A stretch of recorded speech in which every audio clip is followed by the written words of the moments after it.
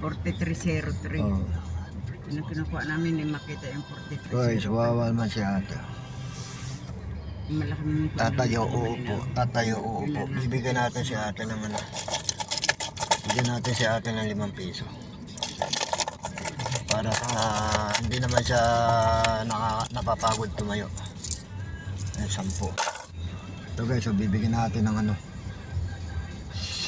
10 piso si ate. Tawagin ko.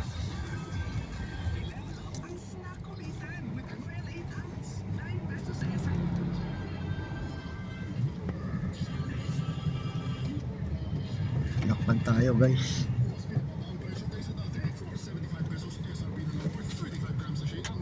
Ayun siya ate.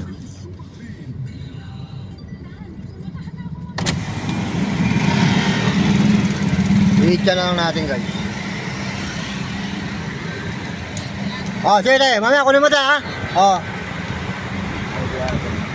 Mga guys, nakakawan. Bigyan ko 10 piso guys. Subscribe and follow by Barok Tutor. Dito po kami sa Ayala.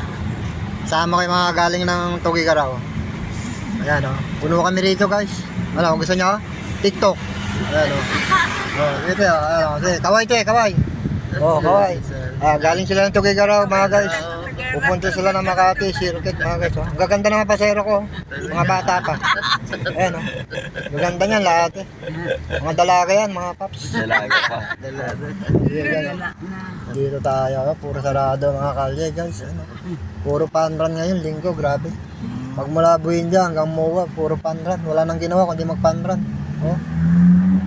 Ayan guys, napanran kami, pinakaliwa kami rito mga guys. Ayan, mga.